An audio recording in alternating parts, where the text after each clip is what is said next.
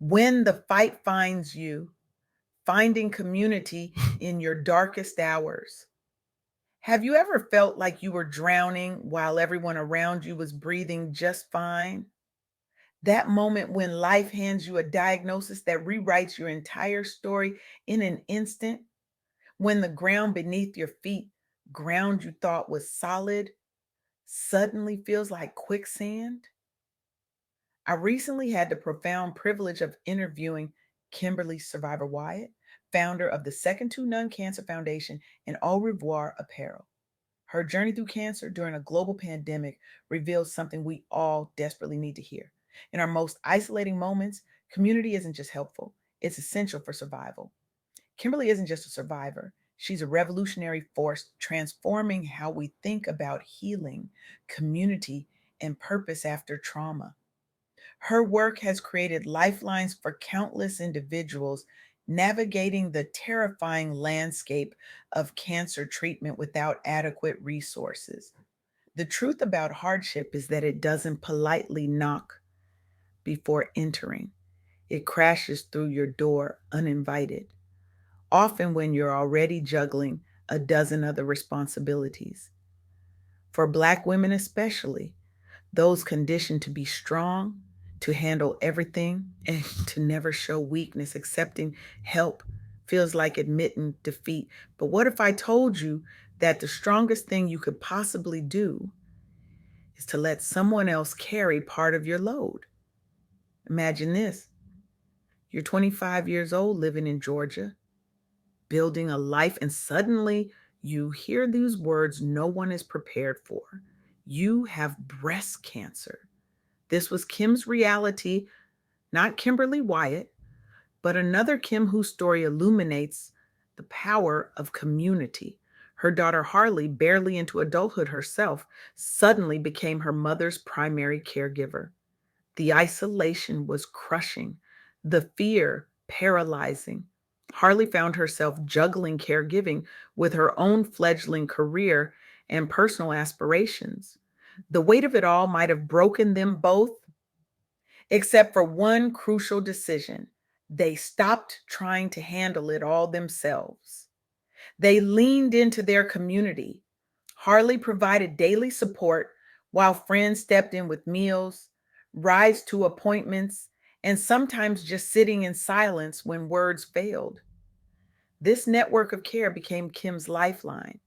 Today, she credits her survival partly to never having felt truly alone during treatment.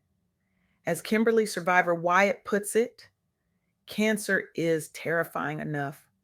Facing it in isolation is unnecessary suffering. This isn't just about cancer, it's about any battle that feels too big to fight alone: grief, divorce, job loss, mental health struggles. The weight becomes infinitely lighter when shared. But here's what many of us do instead: we smile through pain. We say, I'm fine when we're crumbling. We post vacation photos on Instagram while crying in bathroom stalls. We've mastered the art of performing wellness while our souls are screaming for help. Why? Because vulnerability feels dangerous. Because we've internalized the message that needing others makes us weak because we're terrified of being a burden. Let me be clear: reaching out there isn't weakness, it's wisdom. I see this reluctance to seek help, particularly among high achieving Black women, professionals, entrepreneurs, community leaders. We've been conditioned to believe that strength means handling everything ourselves, that vulnerability is a luxury we can't afford.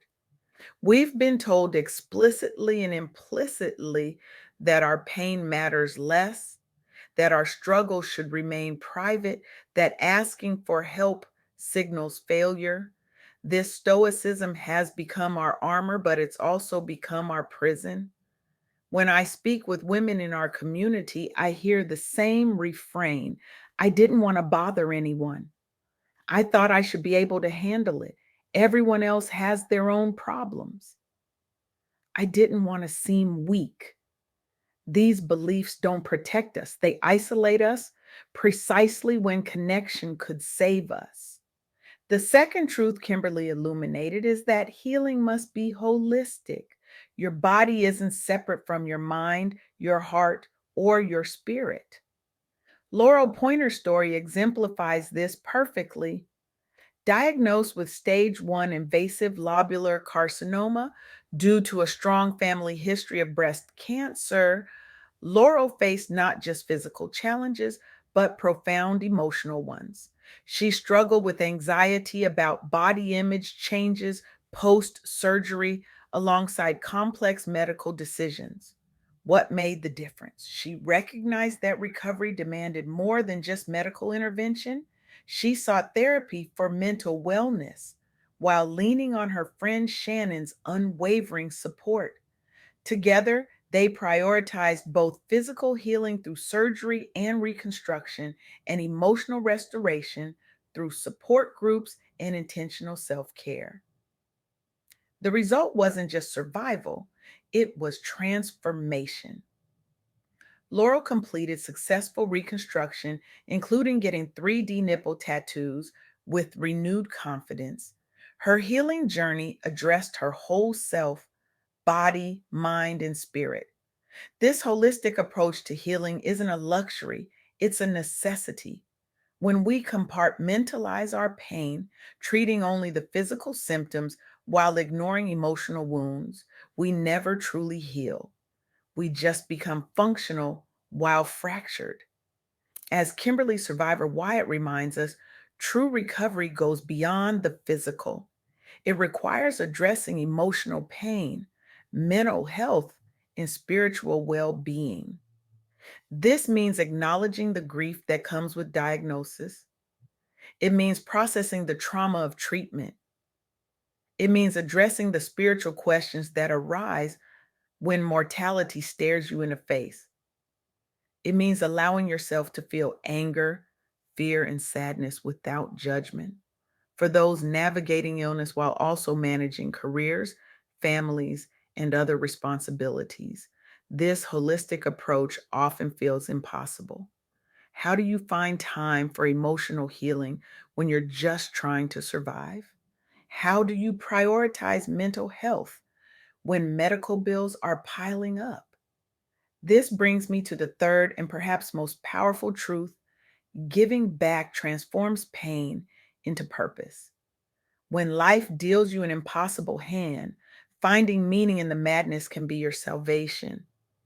For Kimberly, creating the Second to None Cancer Foundation became her way of ensuring no one faces cancer alone as she once did. The foundation addresses a reality many don't discuss: the financial devastation that often accompanies serious illness.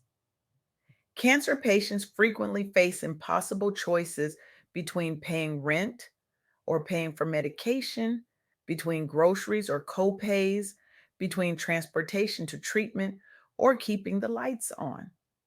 This financial toxicity disproportionately impacts Black women entrepreneurs without substantial savings. Women who've built businesses through grit and determination, only to see their financial foundation crumble under medical bills. The Second to None Cancer Foundation raises funds specifically for emergency financial relief, rent assistance, utility bills, gas cards, groceries. As Kimberly notes, everyone who has gone through cancer, unless they have a bag of money laying around, experience some financial difficulties. By distributing resource bags and providing direct monetary assistance, the foundation offers a lifeline during patients' most vulnerable moments. But more importantly, it transforms individual suffering into collective support. This is the alchemy of purpose, turning your worst experiences into someone else's salvation. I see this pattern repeatedly in women who've weathered tremendous storms. They don't just survive, they build lighthouse to guide others through similar darkness. They take their hard-won wisdom and create resources, communities, and foundations that ensure others won't suffer as they did. There's something profoundly healing about this transformation. When you help someone navigate the path you've already walked, your own pain takes on new meaning. It becomes not just something that happened to you, but something that equipped you to serve others. As Maya Angelou wisely said, I can be changed by what happens to me, but I refuse to be reduced by it.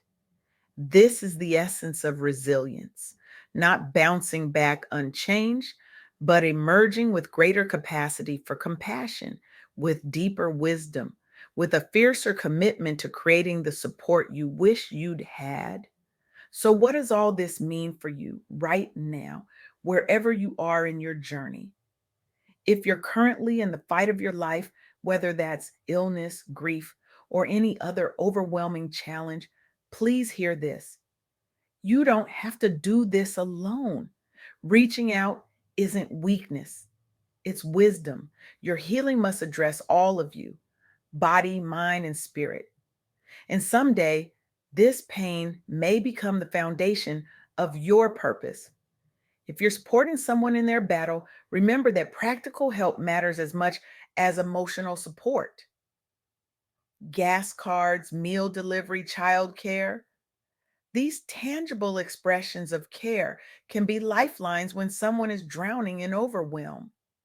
And if you've survived your storm and reached the other side, consider how your experience might become someone else's guide. Your story, your insights, your hard won wisdom could be exactly what someone else needs to keep going. Kimberly Survivor Wyatt challenges us, especially Black professionals, to reach out when struggling rather than suffer in silence. If you know someone going through active treatment, offer tangible help or connect them with organizations like the Second to None Cancer Foundation. I want to leave you with this. We live in a world that celebrates independence to the point of isolation. We praise those who handle it all without complaint. We admire the stoic, the self sufficient, the ones who never seem to need anything from anyone. But what if our greatest strength lies in our interdependence? What if our most profound healing happens in community? What if our deepest purpose emerges from our most painful experiences? I challenge you today to examine where you're suffering in silence. Where are you smiling through pain? Where are you saying, I'm fine when you're not?